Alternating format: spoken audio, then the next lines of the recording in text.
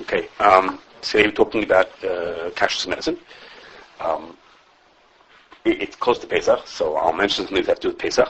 But really, what I'm going to talk about is for all year round. I mean, the rules are the same. There's what kind of mitzvah by talking about it, yes. It has a little bit to do with Pesach will be a little different. So where it is, I'll mention that. But the rules are the same. Okay. So what we're going to do is like this. The really when a person makes this was like with Pesach, when a person thinks about whether they take a medicine, we're going to see in the long run that there are 4 questions. The first that you have to ask. Okay? We're not going to answer those questions now. There are 4 questions you have to ask. That's right. That's what the Pesach part is. Four questions that you have to ask to decide if a person is taking medicine. Okay, the first is it possible that something in there that's not kosher? Okay. Second is, could you use something else instead? I'm taking this thing, but is there a substitute for this one? Number 3, is the thing that I'm holding in front of me, is it edible, or how edible is it? And the last question is, how sick am I, the person who's taking this thing? So you're about to figure out, but if question 1 is negative, then... I didn't say you always need to ask all 4 questions. These are 4 questions that have to be thought about. Yeah, but then only if one is positive? No, of course. If everything is kosher, then we don't have to think about the other one. But there's 4 parts. I'm going to speak about it. I'm going to speak about it. Yes. So there's 4 potential questions. Okay. Now, even that's the truth of what goes on in practice. When you ask a question and you say to me, "I want to take the following medicine. Can I use it?" All of this really goes through your mind. I'm just putting it into an organization. You'll see how it can look later. Hope I won't scare you later. But how it's going to look later. But it's going to. It's just that really what goes through your mind is that you think about this thing. Well, the person who's taking that, why is he taking it, and what's in it, and all these questions go through your head. Okay. But first we have to spend some time on some of the principles. Okay. Some of the principles that these decisions are going to be made based on. Okay, which you could agree or not agree. No, really. You see the questions that you have to think about, okay? And if you want, I'm going to do it shorter than it really is. They're all written up, if you're curious, in 2 Superior articles, if you're curious. Okay. And the first is, okay, the first thing we have to question is like this. Liquids and chewables. Okay? There's a big disagreement between contemporary poskim about what is considered edible and what's not considered edible. Okay, there's 2 ways of looking at what's considered royal achila or not royal achila. Okay, there are those who say that royal achila means is that it's palatable. Okay, if you take it, you can swallow it. Okay, if I eat I don't know, a piece of dirt, if I eat something that I can't get it down, I try to eat a raw potato. I mean, you barely can get the thing down in your mouth. But anything that's palatable, that's considered royal achila. Okay? And others say that no, royal achila means is that it's something that you would, by choice, you would eat this thing. Meaning, if I put out on the table, I put out Pepsi, Sprite, bourbon, and cough medicine. Which one of those things would you eat? Okay, now you don't have to answer that, but which one of those would you choose to eat? Okay, so if you think that the rule of what makes something edible is something that you would. That by choice, normal people would sit around the table and drink this thing, then a lot of liquids and chewables would not qualify as edible. Okay, but if you think the criteria is just that it has to be palatable, then of course it's palatable. People take it all the time. I mean, every person who's sick drinks this medicine. That they consider it palatable. It's not. It has to do with healthy people. So a healthy person. That's a question as to whether the criteria should be yes, whether a regular average person would choose to do it. Okay, so I had a bubble gum. So. Not the silver. There's differences of opinion, and there's a Beferish Din that talks about this. Actually, it's in Hilchos Pesach, and Mechaber says, "Davar she'asar b'chametz, ve'ein ha'maichel odom klal." Okay, you have something mixed in, has chametz mixed into it, and it's mamash, you can't eat it. Oi she'ein ha'maichel kol odom, or it's not all people can't eat it. Going Theriak or Chiyotzaboy, and then he says that's considered not royal achila. Okay, so Mishnah says, what does it mean? What does that mean? First he said it's not edible. It's not Eina royal achila. Eina Michael Adam Klal. Okay, good. Now what's Eina Michael Kol Adam? So Mishnah says that what that means is it's a thing that only a sick person would eat. but a healthy person wouldn't choose to eat that food. And that food is being described to us as being, that's not royal achila. That qualifies as not royal achila. Who are you calling that? Shulchan Aruch. Where? Tough Mem Beis Halacha Dalet. It's in Hilchos Pesach. Yeah. So yeah. It's coming from a Ram. That's considered not royal achila. Now over there, you'll get confused by a side part that's going on over there. But he says that it's not royal achila. That implies that these things, these liquids and chewables, should not be considered royal achila. Because again, most people would not choose to eat these things. The counter argument to that is that it's very subjective. And if you like amoxicillin, then I think it's maybe not so good. So a lot of the things that we eat that we consider to be medicinal, that we say, come on, medicines are not, people need it, maybe not so clear. You have to, yesh v'yesh. So we take the assumption that the liquids and the chewables are considered royal achila. I'm mentioning it because there's basis to thinking that they would not be royal, that they're considered not royal achila. If they're not royal achila, then obviously things are going to be much more kal. I mean, we'll talk about what it means to be not royal achila. But if it would be not royal achila, you're on a lot safer ground. We meaning the person? Seriously, take that position. Yeah, Rabbi Schwartz. That's a position that we take. And most people who get shilas to about medicines, I shouldn't say most people. If someone says to you, you can't take the following medicine, this liquid medicine, because it has a trace ingredient in it, it's sort of built into that they're saying a liquid is considered royal achila. Usually, not always, because we'll see some things that are, you can't take them even if they're not, sort of. But essentially, they're telling you we consider it to be royal achila, which is, again, it's, by no means is that obvious that that's considered, that it's royal achila. Okay. We're going to work with names. Who's Michael? I'll tell you afterwards. Okay. So, next. Okay. So that's the first issue. The second is now we're going to be on more stable ground after this part, and that is there at least in my mind there's three levels of what is considered edible and not edible. Okay, three levels, not even within liquids and chewables. Three halachic groupings of what's considered edible. Okay, the first is something that's royal achila. Okay, we're talking about the medicine or the component of the medicine. I'll say both. I'm not sure if it makes a difference. I'm saying if I have an edible thing and I mix it with something horrible, either way, both of them. Okay, so Rabbi Short says. Both of them. If the medicine itself is not royal achila, but now it became royal achila. What do you mean? The medicine is not royal achila. But you mixed it into with flavors, and then now it is considered royal achila. That's not true. Oh, no, that's not true. One point. So what do you mean both? The final product. Okay, we'll say the final product has to be royal achila. Okay. So Rabbi Schwartz says the way he described it was something that's royal achila is something that you derive enjoyment when you eat this thing. Okay, that's the way he worded it. And for that, we'll say is things that are edible. We're using as our example. In this case, is liquids and powders and liquids and like chewable things and things that you drink up and like that. Okay. The next level, the opposite of that is something that's not royal achila. That's what I told you before, and then it's not royal achila. Okay, we put into that group like pills and tablets, okay, that we consider to be not royal achila. But there's a middle group. Okay, there's a middle group in between royal achila and not royal achila, and that is foods that you eat shaloi kederech achila, which is to say it's a perfectly edible item. Okay, the Gemara's example of it is of a person who drinks vinegar. Okay, vinegar is of course perfectly edible. Okay, it's a food item.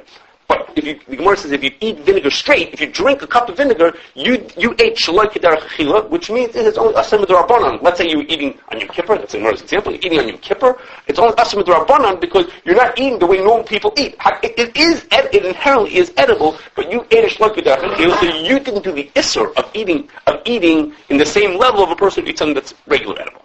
Okay, so it's only asur midrabanan, and it has. Nafkamina, that's a Pesach nafkamina, which is to say like this.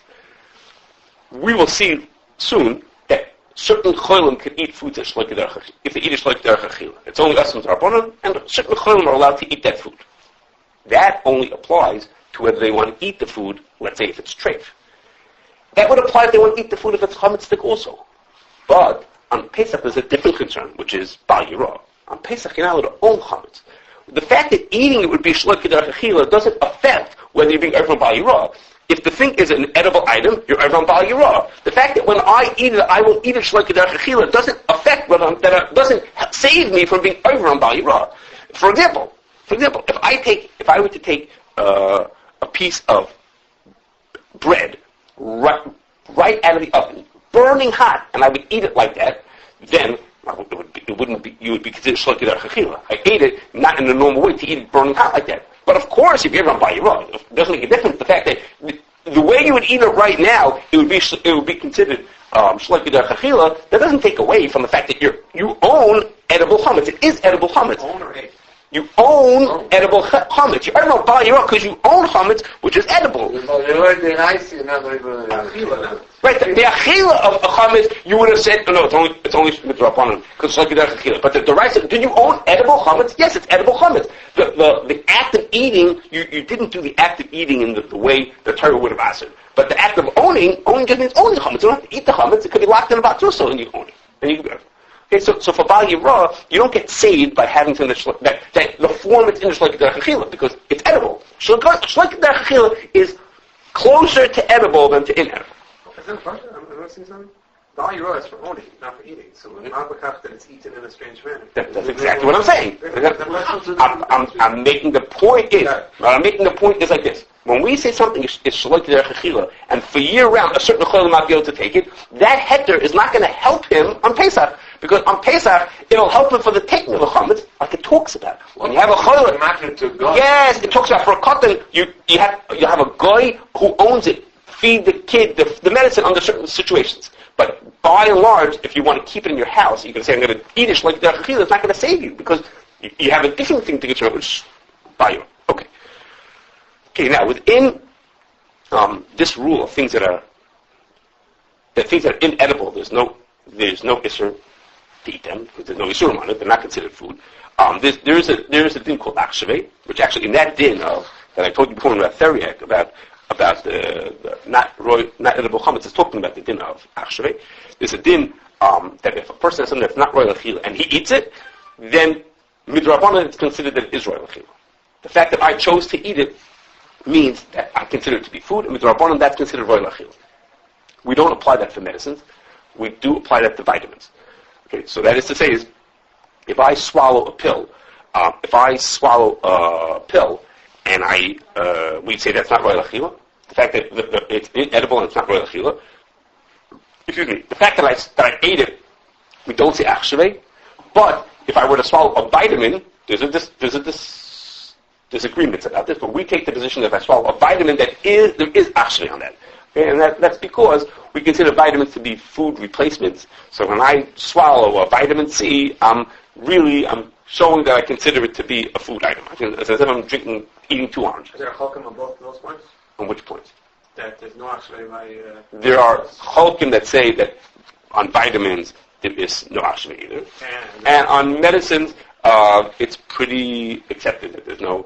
There's 2 different... If you want, I'll tell you. There's 2 potential reasons why there should be no ach'shvei on medicine. 2 different reasons. One is Ramosha's reason. He says ach'shvei means is the fact that I ate the thing shows that I consider it edible. If I take a piece of cardboard and I eat it, shows that even though for normal people this is not edible, for me I consider it edible. He says when I take medicine, it doesn't show that I consider it to be edible. It shows that I want to get healthy. I'm not taking it. It's not a raya that I consider to be a food. It's not even a drop on raya because I'm taking it because I want to be healthy. People do crazy things. They poke themselves. They do all kinds of crazy things when they want to get healthy. So it's not a raya that they're considering it to be food. Okay, that's what Rich says. And Chazanish says that the reason why there's no ach'shvei in medicine is because when a person takes a medicine, they want the active ingredient. The inactive ingredient is unimportant, and they're sort of stuck having to take that. So Chazanish says, maybe you could imagine there's ach'shvei on the active ingredient, but on the inactive ingredient there isn't. And he's assuming that there's usually the shilas are on the inactive ingredients. Okay, we actually talked about once before in an unusual situation where the shilas was on the active ingredients. Okay, I'm not going to tell you what that was. It was a very funny situation. Primarily, well, we talked about the other situations where the active ingredient might be the shilah, the other Chazanish might not have said it. So both Chazanish and Moshe would say that it's okay. That there's no ach'shvei in medicines. Yes, correct. And there may be chokhmah. I think it's pretty... Even on nutritional supplements. On nutritional supplements, no. On vitamins, that's a different question. They say there are people who say basically you're eating an orange. You take some iron. You could have just eaten a piece of steak. So instead you're taking the iron. So it's as if you're taking the food. That there are definitely chokhmah. Okay. The din of Ach'shvei doesn't have to do Ba'yira, just to mention Ba'yira again. Okay, it doesn't do, Ach'shvei is only for the actual eating of it. It doesn't affect the Yisurim of owning chametz, or even having hana from chametz. Okay. Next. How the severity of illness, how sick someone could be. Okay, I'm going to break that again into 3 groups. These you'll be familiar with, more traditional. And one is a person who's in a sakana or a suffix sakana. That person could do basically anything, with one exception. With one exception is if there's an alternative that doesn't involve doing an isser, then he can't do it. Okay, sakana allows you to do something when I can't do. If I can't do it better, but if I can do it better, then of course that's what I'm supposed to do. And there's a shaila in earlier poskim about what about if a person in a sakana could he do things that don't help his danger? Okay, it's for his general comfort. Is he may be allowed to do everything when he's besakana, anything remotely related to his illness, even if it's not going to help him get better. It's not going to make him healthy again, but it's going to give him comfort. That's its own shaila. You can read in the notes about that. Okay. And what do we consider for sakana? So sakana, of course, means things like people with heart conditions. I don't mean things like that. I don't mean just people who are, in the hospital like that. But most infections and many illnesses that for which you get a prescription, not all, but many fall into that category. I know there was a time when we spoke to 3 different pediatricians and said to them, "Tell me why you prescribe antibiotics to children. Okay, tell me all the reasons why you prescribe." And we had this long list of all the reasons you prescribe. And then we said to him, "Okay, pediatrician, tell me." Reasons mean illnesses? Yeah, what would be? What were you? Medical reasons. Tell me all the thing a kid comes in and he has the following illness, you give him this medicine. Well, tell me all the things you prescribe antibiotics. Okay, again, we have a long list. He said, okay, now, what would happen if you don't treat the child? What would happen if you wouldn't treat them? What would be the worst case scenario if you wouldn't treat the child? Okay, so not every case, but almost every case, the worst case scenario was suffix sakana. Okay, now, not every case. There's some things, some people have things that they take antibiotics for that are not, there's no way in the world that it could lead to something that's a sakana, but just about every one of them did. Just that every single thing, the end result was, well, if we don't treat this, it could turn to this, and it could be a suffix sakana. Okay, so we take the assumption that for most things that are infections, most things that you're getting antibiotics for are considered suffix sakana. Okay, the next group down is, my slides are going to get more exciting later. Now it's pretty boring now, but they're going to get more exciting. Okay. Feels bad. I do feel bad. I mean, this is like who wants to just look at a bunch of words on here. Okay. Anyhow. Okay. My next is. Bring the pig. What? Put the pig up. The next is a person who, what we call a cholish imbasakana, a chol kugufay, what we call in English, he's incapacitated. Okay, it's a person who, he's not a sakana. There's no, by any stretch of the imagination can this lead to sakana, but he's just not functional. Okay, he can't sleep, or he can't not sleep, or he can't get up and around. He's not functional the way a normal person would be functioning. That person can do many drabanans. He can be over many drabanans, including he can eat food. It's important to us. He can eat food that's shloike derech achila. That's one. He's specifically allowed to do that. And that category includes things like migraine headaches. Okay, no one dies from a migraine headache, but they're completely not functional. And the din is kids who have any illness are considered to be that because they just completely lose themselves. They're just totally not functional when they're not, even if for what me and you might be just a discomfort, for them it's totally makes them oismensch, and they're considered chol she'en b'sakanos. Okay? And that's important to us because it tends to be that the kids are the ones who need to take the medicines that are going to be mutter for chol she'en b'sakanos. Okay? Just because adults tend to take pills. Okay? So we'll come to what it means in Lamaisa. And the last is a mechush, a person who has something it's not even a chol she'en b'sakanos, just a regular kind of a cold or a headache. He just doesn't feel well, but he's not functional. He's just not himself. Okay, for that person, basically can't do any Yisroel. Okay, we'll see for ourselves. We're going to fit him in someplace, but okay. Okay, now these are the bigger things that there are, and then some smaller issues, and they are flavors. Okay, one of the things that's going to creep up in just about everything that's remotely edible is they're going to have a flavor in it. Okay, so of course, year round, I don't even year round. For regular food, we tell people that if something has a flavor in it, it needs hashgacha. Because flavor could have who knows what could be going on in a flavor. There's a zillion different ingredients. It could be treif, and it could be milk, and it could be who knows what could be in there, and you can't use it. Okay, but for medicines, essentially, not completely, but very close to, we ignore a flavor that's in medicine. Okay? You'll see that we don't completely ignore it. You'll see where we categorize it, where we stick it. But we come close to ignoring flavors that are in medicine. What's the reason? The reason is like this. When a flavor is put into a food, it's less than shishin. It's batal b'shishin. It's so little that it would theoretically be batal b'shishin. What's the answer? But it's not batal b'shishin because it's avidul taima. It's not batal b'shishin because it's there to give flavor to it. Okay, so the what we care about then is the flavor, the components that contribute flavor.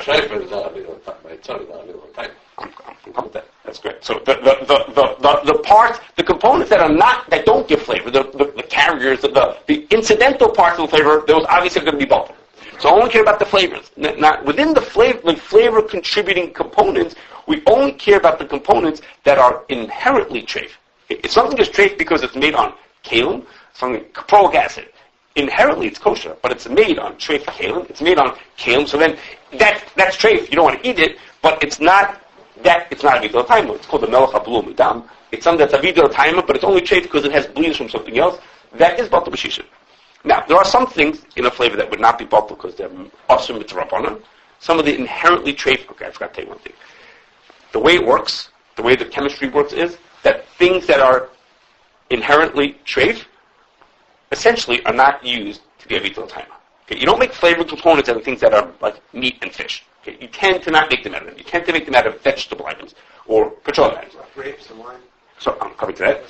But from meat and fish, just the chemistry of it works is that they have longer carbon chains, and they don't tend to give flavor, which is from shorter chain carbons. I'm sorry, I don't want to bother you, but it happens to be in the truth. But that's not to say there aren't exceptions. There are some exceptions, like really fancy flavors, like civet and castoreum. Okay, those are like really fancy. Those don't go into medicines. Okay, those fine. Those are not common to medicines.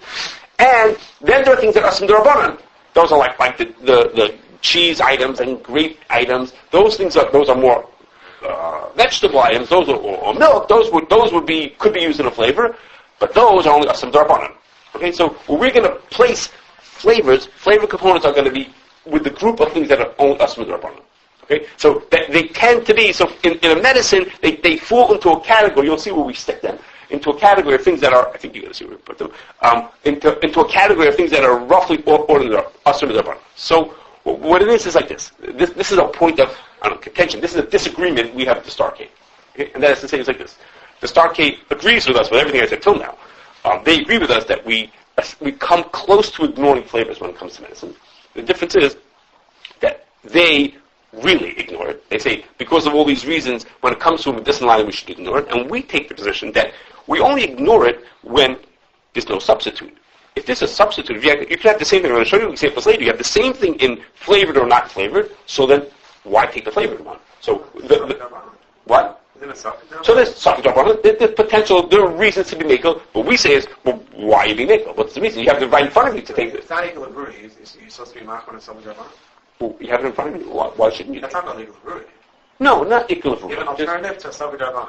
Yeah. You're saying Allah is supposed to be machman? That's a good question. I'm not sure what the answer to that question is, but it's not just that it's a Softgel. There's potential for the rise. You could go really wrong. If potentially. No, you're pretty safe.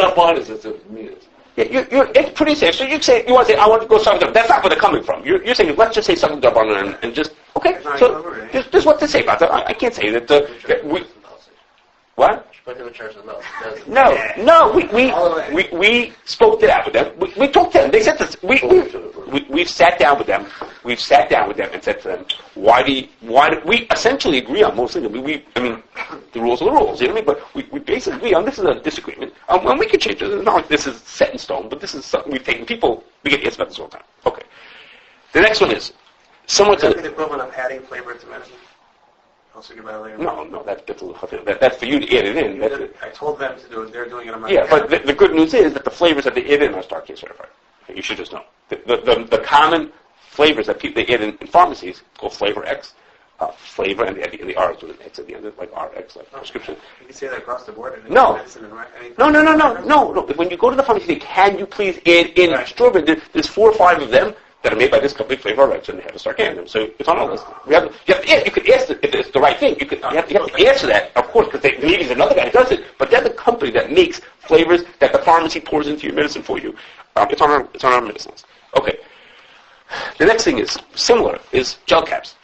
Coloring would be the same thing with flavors? No, the colorings have very few shines to them. I don't mean that there aren't colors that are trained, like you mentioned carmine before, but colors that would go into a medicine tend to be very simple.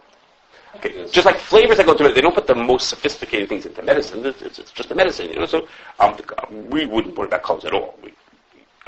Unless it's set on carmine. Actually, we've seen one that say carmine. What do you say? The liquid medicines look like they glow in the dark. They're just very... That's for sure not from food. That came from who knows where, deep under the ground. The Beano strip. One of the Beanos, I think, has like carmine in it. Could be. Okay. Gelcap. No, was the Beano's...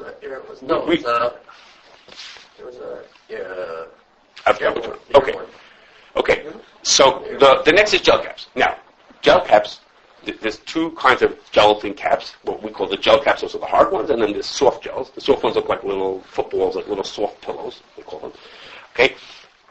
And they are made of, the hard ones are essentially 100% pure gelatin. Okay? What they do is, the way you think of it is, think about taking a pencil and dunking it into liquid gelatin, and when you pull it out, the liquid, the gelatin just dries onto the end of the pencil, and then you slip it off. Okay, that's essentially what you do to make a gel cap. It's essentially pure gelatin. You just dunked it in, it comes into the shape, and then it dries into that shape, and now you have a gel cap. You stick the two pieces together, and now you stick the medicine in, and you have a hard gel cap. And a soft gel is a little more sophisticated than that. It contains it's like gelatin with glycerin and a few other little ingredients. Okay, all food ingredients that are in there. It is created whole.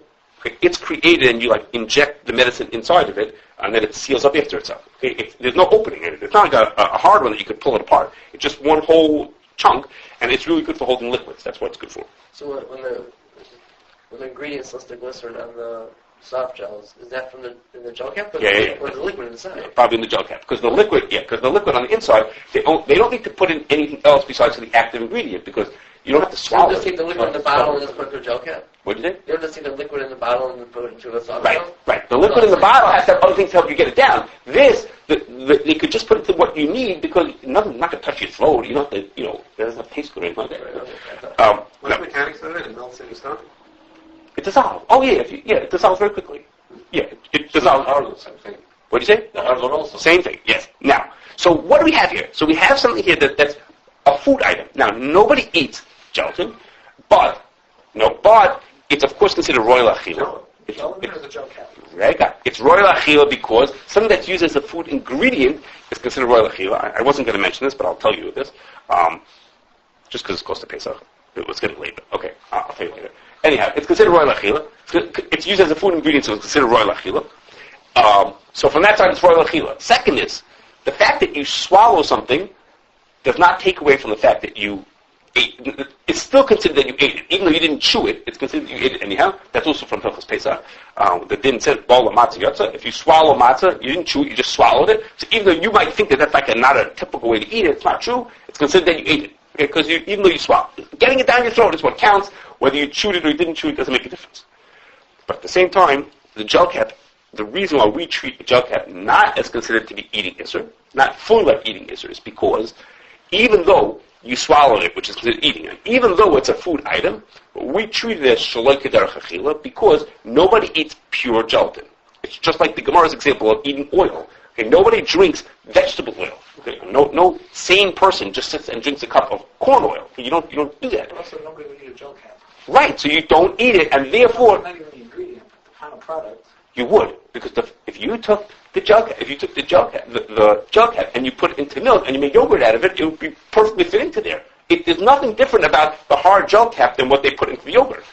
It's pure gelatin. It's made into gel cap. It's not an achila. I don't think that's correct. I think it's just a matter of, now it's a solid. If you get diluted again, it'd be perfectly right to make gelatin. You mentioned before raw potato. Yeah. So in its current state, it's not. So that's the point that I'm making. It is an edible item, but by eating it pure, I'm eating like a raw potato. I'm eating it in a way that's shloik kederach achila. That the choice that I made, if I would use it, if I would go put it into my yogurt and it would thicken my yogurt, that would be Kedar Achila. If I eat it straight, like the Royal Achila, the guy eats black pepper. Okay, black pepper is Royal Achila, but if you know, sane people don't eat black pepper. That's not the normal way to eat it, and people don't eat whole, just chunks of gelatin. It's not You're saying hard caps are worse than soft caps? no, they're both as bad.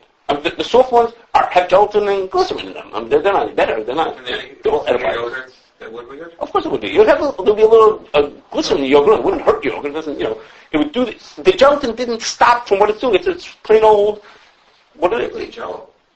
They don't eat gelatin. Jello is that it's sugar that's bonded together. It's gelled by gelatin. The gelatin holds it together. It's not pure gelatin. Jello in this, is that a sugar in this doesn't?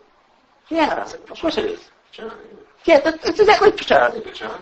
Pachad is not, but it's not all gelatin. It's everything else. It's held together by the gelatin from in the bones. Yeah, I'm not good. Okay. So we treat gel caps also as being something that's like a chila, which will, as I mentioned before, that's mutter for a cholish and basakana. Okay, just like that's what we categorize it. As I mentioned before, that cholish and basakana is allowed to eat the over on it's each like a chila and certain other drabanas. That's what we put it on. Again, it's worse than a pill, It's better than it's worse than a pill but it's edible. because it's edible. So, for example, there isn't such a thing, but if it were to be, if a gel cap were to have a chametz issue, it doesn't. The gel caps don't have ingredients that could be chametz. But if it were to have a chametz issue, you'd say, no, you can't own it because it's considered royal achila. So it's equivalent of liquid medicine? No, liquid medicine is completely edible. That's completely royal achila. We treat it as completely being royal achila. This is shlokedach achila. So something that's shlokedach achila is mutter for a chol shem basakana. But something that's royal achila is not mutter for chol shem basakana. No, he can't eat it. What's he doing? He don't eat it. We're going to see a chart soon? Oh yeah. Yeah. Okay. This is the His face lit up. yeah. You'll see that. It's one of my fun charts. Yeah. You'll see this one. This is a different one. This chart is different than my usuals. Okay. I got to move along. Okay. The next thing is, I think this is the next thing. Okay. 4 types of ingredients. Okay. We've had a medicine list for many years. Me and Rabbi Aaron together. I've had a medicine list for many years. The Severity medicine list is, 5 years, 8 years. I don't know how long we have it for a long time. Okay. And how does our medicine list work? How does that go? What happens is, basically David goes to the pharmacy and looks at packages. Okay. He collects a lot of information about medicines. So the idea is we're preempting the consumer questions. Instead of a consumer calling up and we're saying, okay, tell me this and this and this, we go to the pharmacy, find out the information that we need, and then we make a decision and put it on our list. Okay? So a big part of what he collects a lot of information about it, but a big part of what he collects is the ingredients that are in that medicine. There are other parts that we need to know about, like what the form is and things like that, but he finds out what's in the medicine. Okay, and then we categorize all those ingredients into these 4 groups that I'm about to tell you. We categorize them as the 4 levels of ingredients. And we have a little more than 300 ingredients that are used in these over-the-counter medicines. And obviously they keep repeating each of themselves, so we have a little more than 300 ingredients. And the bulk of them, about 75% of those ingredients, are in the category that we call innocuous. Okay, I for innocuous. Okay? No shayla. There's nothing could go wrong with them. We can't imagine anything wrong with those ingredients. Okay? Completely without questions to them. Okay? Those, we record them in one place, but we ignore those ingredients. Okay? The next is ingredients that we call them trivial. Okay? This is a very small group. It's 4% of the ingredients. T for, very good. T for trivial. T for trivial. Okay, T for trivial means this ingredient, even if it would be trade, it's always going to be bottle b'shishim. It's not a maimed, because at worst it's a melech hablu midam. Its questions are because of blias that it has, and it's used in small amounts. It's always bottle. So it can't say that it's nothing. It's not nothing, but we call trivial. Okay, it's almost no shayla to it. Okay, the next group up is what we call the minor issues. Minor issues. 15% is about. For major. We don't have, no, see, we're smarter than that. We thought of that. Okay, minor, and that is a 15% of them, which is, at most, it's a drop on it. Or stuff with drop on it. Okay, or the reason why it would not be bottle is because it's something midrabanan, it's a maimed. Okay? In other words, the reason why it wouldn't be bottle is only because it's a mimic, but otherwise it would be bottle. Okay? And into this group of minor, we stick in flavors and gel caps. Okay? They fit into this level. Okay? These are the things that are only going to be mutter. The things that are minor are only going to be mutter for Chodesh Ein Basakana. So minor, the trivials are almost mutter for everybody. The minors are mutter only for Chodesh Ein Basakana. And the last is, the highest group is called serious. Okay? And those are, see, we didn't use it. And again, that's about 2%. Okay? It's very few ingredients, and those things where there's a potential Issa D'Oraisa, and the Issa D'Oraisa would not be bottled, like glycerin or fish oil and things like that. Okay? And like 99% of liquids on Right. glycerin. Yeah. When I say 2%, I mean there's 2% of our long list of 300 ingredients. Glycerin comes up many, many times. It's in there in many cases, but it's only on the list. It's percentage of our list. Right. And you categorize them Yeah. with other agencies? I have sat down. We categorize them by ourselves, but I've sat with Rabbi Heber. He's the other person who does medicine, and we've gone through our list, and we essentially agree with each other. You know, we don't call him every time we make a decision, but we've sat down and said to him, look at my list, and I look at your list, and do you agree with us on the way we categorize things? So we don't share a database with them. No, we've talked about it, but we don't. We don't share. We share, but we don't day-to-day share with each other. We talk to each other. Differences are trivial, not innocuous. Okay. Now that's all for year-round. Okay, for Pesach, we don't categorize them like that. I mean, we a little bit. We don't really. For Pesach, the rules are very different. Okay? And the 4 categories are based on our extensive database of Group 1's information? It's based on which way I roll the dice. Whichever way the dice come out, I roll them. Can one of us be enrolled in that? Or is it just your mom? You have to know. If you want, it's the same as making a decision on regular ingredients. It's the same. It's the same kind. It's the same cheshbon. It's not. Well, category 1 would make it into innocuous, but then the trivials and the minors that takes a little more to that to say, well, if it's not innocuous, well, where does it fit? Which of the other groups is fit into? And we categorize them based on that. You know? But by this point, usually when David makes a trip to the pharmacy, he comes back with 3 new ingredients. I'm saying, he's not getting a lot of ingredients. We have the ones that we keep seeing all the time. So he'll say, I bang into this new one or that new one. But essentially, he keeps seeing the same repeats again and again. That's just the way it works, okay? Okay, now for Pesach... Can we let consumers know, just have access to this, and they can pick up any bottle? You know, we thought about that. We thought about making, it's called Web 2.0. Web 2.0 means to say, let people do their own, let them fill in the information. And we would say is, you type in the ingredients, and then the computer would tell you back. I don't know if I would handle this. The computer would tell you back what the status of that thing.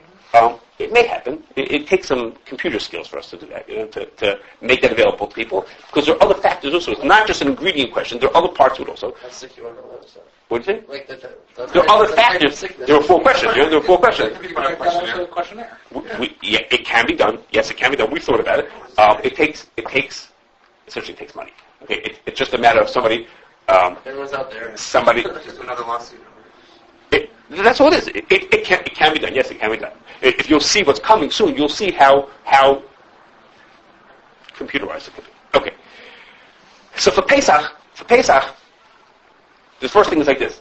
In our system, we have something called NYFYR. Okay, and that means the Pesach recommendation is not recommended for year-round. Which is to say, if this thing is not kosher year-round, we don't give a Pesach recommendation for it. Okay? We don't give a Pesach recommendation because you're not allowed to use it every day, so we can't use it. And Pesach doesn't make you able to use it. So we don't even look at them, so to speak. We ignore them. Except for dog food. What do you say? Except for dog food. Yeah, well, okay, but I'm talking about the medicines. Okay, but then in Pesach, there's 3 groups, there's 3 types of ingredients. There are ones that are, again, innocuous. They have no shilas for Pesach. There are ones that are obviously chametz, like wheat, dextrin, we're going to see it later, I think. Wheat dextrin, it's obviously no good for Pesach. And then there's a huge group of things which are Suffolk.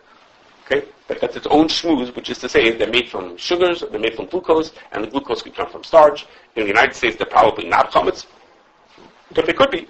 And therefore, there's a huge group of things that end up falling into the Suffolk category. Like, for example, flavors all of a sudden become more serious. Okay? Flavors, the things that you make, the flavor contributing components, lots of them are basically made from glucose.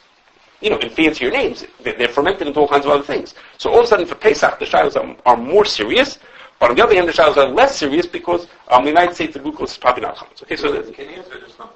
What did you say? Looking into kidneys as well?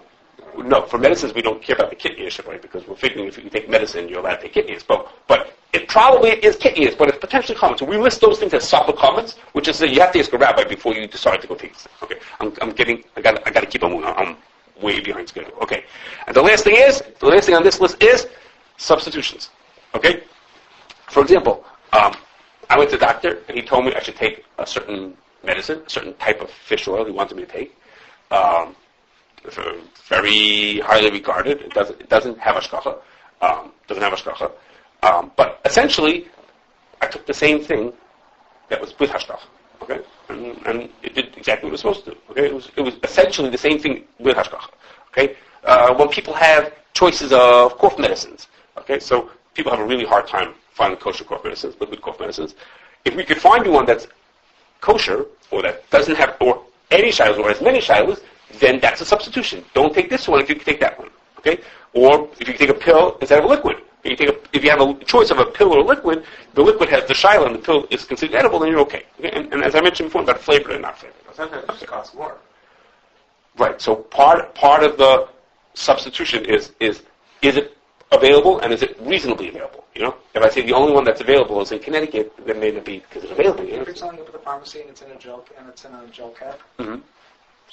But if you pick something in the pharmacy and there's gel cap Tylenol and there's pill Tylenol right next to each other, Doctor calls in a prescription. Yeah. So I've asked the pharmacist, could you give it to me instead of a liquid for one of my kids? Can I have it in a pill? And my child's old enough to take 12 pills.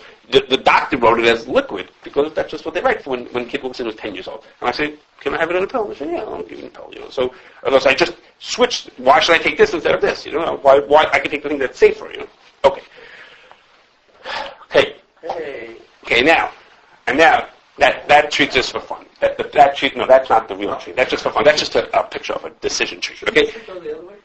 The tree. That's branches out. Should go up. Okay, you get so many questions on my picture. Okay, on the next picture you get a question. Okay, so what's going to be is, I'm going to go through with you the decision tree that most sane people don't think this way, but it's going to just to bring out the point that we said, and it's closer to Lamaisa to what we do. Okay, and that's like this. Okay, the first thing I'm going to show you is the two most common questions. Almost everything that we deal with that's a medicinal question, it fits into one of two categories. The first is something that's inedible. Okay? We don't know what the ingredients are, but the way it's consumed is inedible, you're allowed to use it. That means a pill. Okay? Those tend to be pills. Okay? So the bulk of things, if you think about it, what most people, medicinal type items that they take are pills. That's the bulk. Well, most adults it's mainly adults, and the adults are taking pills. Okay? Those are fine. Okay. And the other side is, the ingredients are innocuous. Okay? Miralax is our favorite. Okay? The ingredients are innocuous. There's nothing wrong with the ingredient, and therefore it's okay. Those two groups of the innocuous ingredients, or the inedible items, those things, wait a second, those two address the vast majority of questions that people have about medicine. Are we concerned they left things out to the ingredient list? Like with food, they don't have to list everything? No, we assume that, so to speak, telling the truth. It happens to be the inside of like a prescription medicine or most medicine. All that paperwork that's in there is filed with the government. It's like pretty serious. Okay? We take it as being what it is. Okay, those are just a bunch of examples. As I told you, there's about 75% of the ingredients fall into the category of innocuous. Okay, so that gives you just a feeling for what you're going to be banging into. Okay.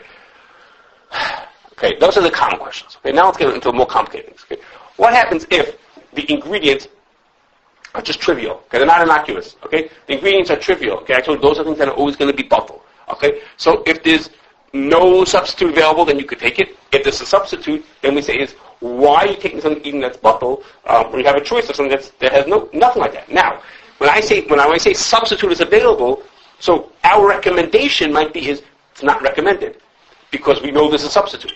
But if a person comes and says, I have this special reason why I have to take this one, well then basically for you it's not a substitute. So the list, in this way the list will be more, I use the word machmir, than something that needs to be. It says we're making a judgment. We're saying this has a substitute. There's no reason to let the person even take the trivial item. But if the person says I have a special reason, then no problem. Then essentially you don't have a substitute. Okay? Next. Oh, here's some example of trivials. Okay. Okay. Stearings. Because they're always bottled. And magnesium cereals. Yeah. It's Hopefully. Okay. Now, well, there's a minor issue. Okay, instead of a trivial issue, there's a minor issue. So if there's a substitute, again, you can't take it. If there's no substitute, then this is an example. The minor issues are the things that are isur d'Rabbanan, or they're not both because of a D'Rabbanan principle. So then, if the person is taking it as a chol she'ein b'sakana, that person is taking it, he has no substitute, right? He didn't have a substitute, so then that's exactly the person who's allowed to take food shloik kedar chachil, like in a gel cap, or that it has a flavor in it, or some other thing, other D'Rabbanan principle. It's not possible because it's a maimed. It's some kind of D'Rabbanan principle. That's exactly the things that the chol she'ein b'sakana is allowed to take, and we would say that it's recommended. Now, in this thing, we have two ways of looking at this. Sometimes we look at a medicinal item and we say, we know who takes this item. Okay? The only people who take this item are these. This is who it's made for. And then we will say recommended because we know that the people who are taking it are essentially always chol she'ein b'sakana. That's the kind of person who takes this item. Sometimes it's not clear. Okay? Let's say an example of that is cough drops. It's intended for people. Some of the people who take it are chol she'ein b'sakana. Some people who take it are not chol she'ein b'sakana. They just like the taste of it. Okay, they just eat it because they like it. Or they just have a little sniffle and they're taking it. So for those things, we don't want to say recommended because it's not really recommended for everybody, and we don't want to say not recommended. So for those, we put in something that says something like recommended for cholim. Or I don't remember the exact wording that we use. Something like that, which is you have to be a certain level of sickness before we want you to take this thing. Okay. Okay. Next, one of them has a serious issue. Okay. Oh, sorry. Okay. Serious issue. Okay. If there's a substitute available, obviously, you can't take it, like with that other thing. Okay, if there's a substitute available, you can't take it. Okay, well, if there's no substitute. Oops. Sorry. Okay. Well, if there's no substitute, but it's inedible. Okay? Okay? There's no substitute. We're over here. There's no substitute, but you take it in an inedible form, like in a pill. If there is a substitute, wasn't this whole chart assuming that it was edible? Shouldn't the first question be is the form edible? There's different ways to approach this. There's different ways to approach it. I said when I started the chart, I said to you, for most people, the answer to that is it's inedible. It's a pill, and you're off the hook. That's how most things. Okay. Now we're tracking back to the day to day with that. And if there is a substitute and it's inedible? If there's a substitute, then you can't take it. If there's even if it's inedible? If it is. No, if it's inedible, it's fine. Right. Let's think about that. There's a substitute. Oh, I have to think about that. You want to think about it? It's inedible. But there's a substitute. Okay, that's a good question. You're probably right. You think if there's a substitute and it's inedible, then it's with it. Okay, that's fair. Okay. So this is all working on the axis of just the ingredients, not the steps of how. No, but here we'll have to think about how to redo that. Okay, I started from like this. If the thing is inedible, that was our first thing that we started with. That's fine. If it's innocuous, it's fine. And that's the bulk of things. Here we're getting more complicated. So because we caught something over here. Here we had a substitute. I told you inedible. The original line went like this. Over here to inedible to being okay. Okay. Now we found over here that we banged into a not okay. Okay. Fine. Okay. What happens if it's edible? Okay. We have a thing that has serious ingredients in it. Okay. And so it has glycerin in it. It has animal fat in it. And it's eaten in an edible form. Okay, so again, remember how we categorized liquid medicines as considered edible. Okay, we started off with that not so clear, but we categorized them as being edible. So then we say they're not even what they're chol she'ein b'sakana, because if we consider it to be edible and it's not even shloik kedar chachila, then the person is eating it regular. It's only for a person who's chol she'ein b'sakana. The gel caps are. The gel caps are considered. Gel cap is shloik kedar chachila. The person eats it shloik kedar chachila. If he does it shloik kedar chachila, that's how we put the gap. Then that's mutar for chol she'ein b'sakana. Okay, so it has a serious ingredient in it. Okay, it has gelatin and glycerin in it. Okay, it has a serious ingredient in it, but it's consumed shloik kedar chachila. That's why we categorize the gel caps as automatically shloik kedar chachila. Then it's mutar for chol she'ein b'sakana. So like, but not on the roy glycerin. I don't know. I think the roy glycerin is kosher. No, that's not correct. Glycerin, it's about 50-50, and there's arguments this way and that way as to would the medicine people dafka use kosher glycerin or dafka use straight glycerin. Is it fair to say the following? Pills is fine for anyone. I'm going to give you rules in a second. And Okay? it says regarding like a child who has a high fever. So child is automatic cholish ein b'sakana. With a high fever, that would be sakana. So if a child has a fever, there's a true much that he may be considered yesh b'sakana. That's its own question. If you want to categorize him as yesh b'sakana, We don't do that. well, we don't do it because we're tensing. Can you give someone Tylenol in general? Okay? We can't say if he has a high fever. We can't. When you get to a question like that, then you may have to ask your rabbi. We can't solve every problem with it. No, but I'm saying a child in general is an automatic cholish ein b'sakana. Right, But if we get to a child like this, we want to take the Tylenol that has the serious ingredient in it. Now we're not able to say that that's okay if we didn't know that it was kosher. Okay. Okay. So in a way, our list is kind of detrimental because it doesn't tell people that in the case of sakana, you can be makel. It says at the beginning of the list. Not everybody sees the beginning. Not everybody sees the beginning because some people just look at a specific listing. But if you look at the beginning, it says is if you have a question, you need to ask your rabbi. Or don't not take your medicine until you ask your rabbi. Right. So that's like if you have medicine. If you have a kid who has 101 fever. So people are going to see this and say, oh, I really shouldn't be giving my kid liquid Tylenol. What do I do now? I'm going to call suicidal frantic. So it doesn't give them the instruction that if there's a sakana. So then it's true. We could theoretically put that heading onto every single listing. There's a whole heading that says all kinds of things like that. So we don't put that. That's true. So we're sort of leaving them hanging, hoping that they know that. Or Nobody knows that. Well, people take this at face value, and it's I can't use it. They don't think like it. Right, so now, I actually, there's something that maybe is worth it to stick in for those liquids, which is, for the food use, I forgot to mention, which was, Rabbi Heinemann tells people, and this value to this, they have a cheshbon for how much glycerin would be in one of these trade items. We went over the cheshbon. It's roughly, let's agree with their cheshbon. And they then figured out, if you put in this much, if you dilute the medicine into this much water, the glycerin will now be bought to b'shisha. Okay? They have a ratio of how you're supposed to do it. I forgot the number. A ratio of how you're supposed to do it. If you do that ratio, then it's going to be bottled. And don't worry about the bittul chafiro. Just put that on the side for now. Don't worry about that now. So when they say if you need to use one of those liquid medicines, you should use. This is the way you should do it. Okay, you should take it. That's only for level B. That's only for the Ilma Sakana. No, no. If you're supposed to Sakana. No, Yesh Sakana, you can just take it straight. No, I'm saying when kids get. That's what I'm saying. Like when you start putting just like a rubber stamp, like not recommended. So then even when a lot of times especially like the children's medicines, so mostly liquid. So then they are the sakana. They're not automatically, but if the kid has a cold, they're not the sakana. We're not taking Tylenol for a cold. Okay, so maybe we can identify specific ones that the person who taking it may be in a situation of yesh sakana. We could pick them up. Maybe the Tylenol is an example. At least put like a. Well, if we put up to everything, some of them it's silly. There's no chance of yesh sakana on cough medicine. Right, ibuprofen's in the Severity. Okay, so I'm saying we maybe we'll focus on specific ones, and these ones, there's potential that could be really bad, and then we'll stick on a note that says, if it's really bad, call your rabbi, whatever, something to that effect. Okay? We'll see what they say. Okay. Okay. No, choil means choil and the sakana. Okay, okay, we can. It's kind of like, you call up and you say, I need something fixed, and you say, emergencies, I have to call 911.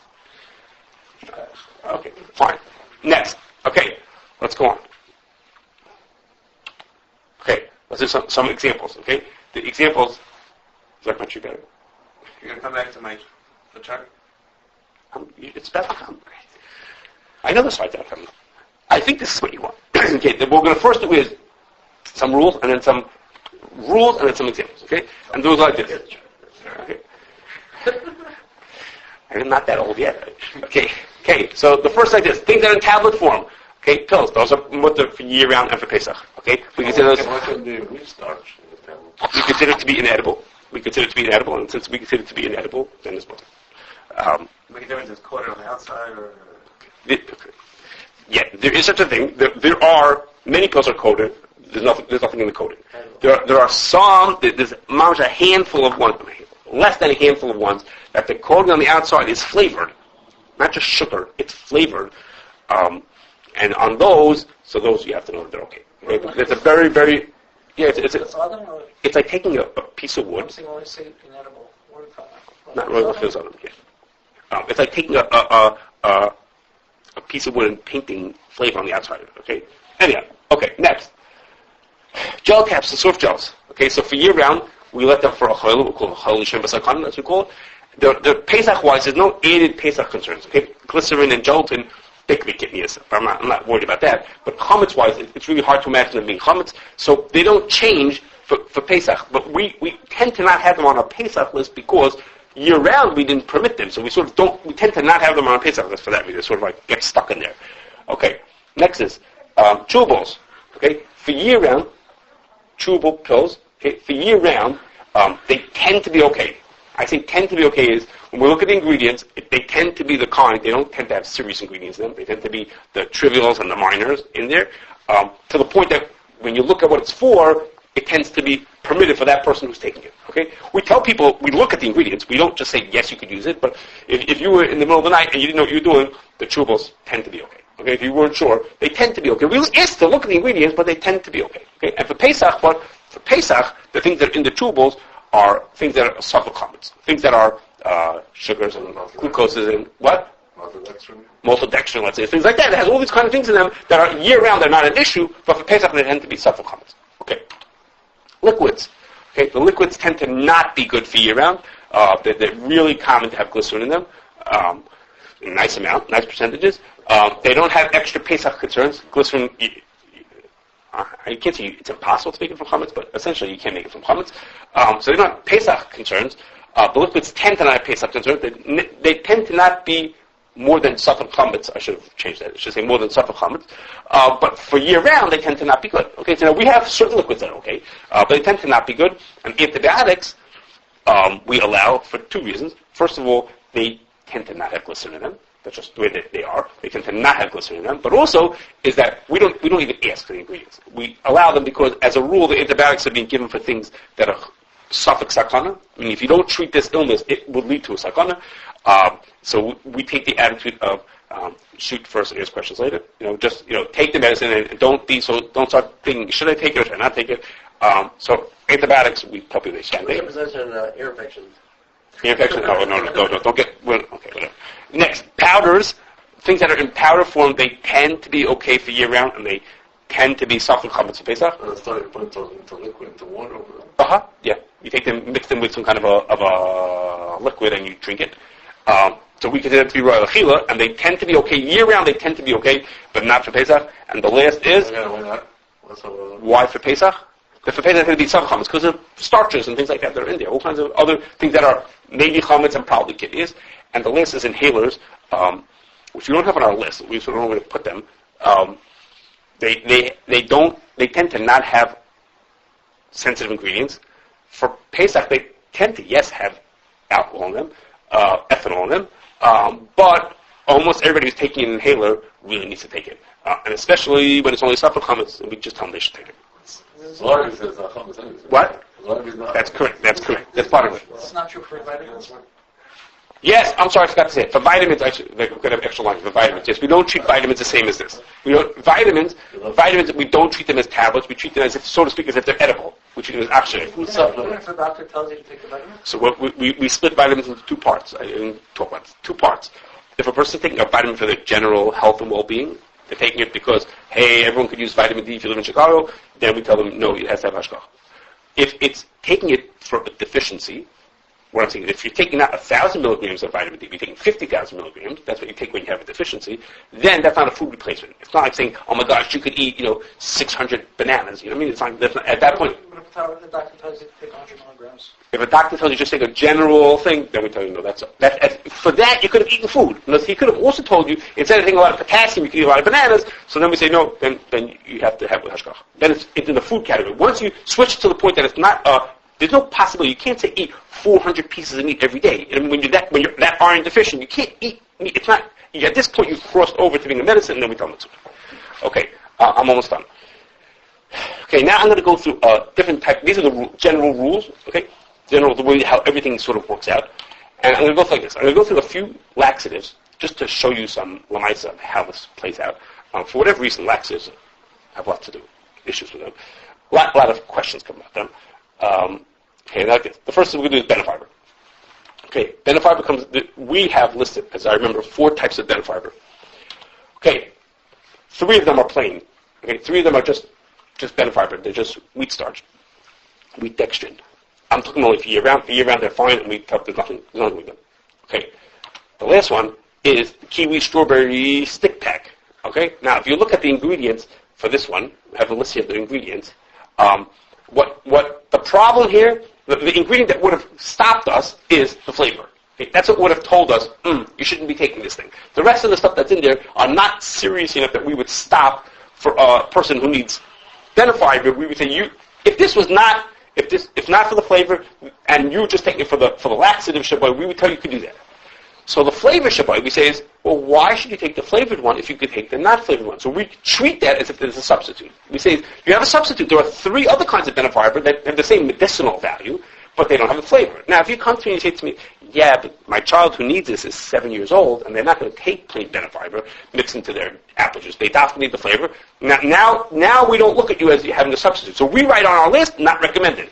When a person calls up, they call the rabbi and say, Rabbi, but I can't take this because this reason. If the rabbi asks us why we did it, or if he's smart enough, he asks one of us why we did it, then we would say for that person, we don't consider you to have a substitute. Essentially, you don't have a substitute, and then you could take it. Okay. Another example. Citrusel, another laxative. Okay. There are 3 kinds. We have citrusels.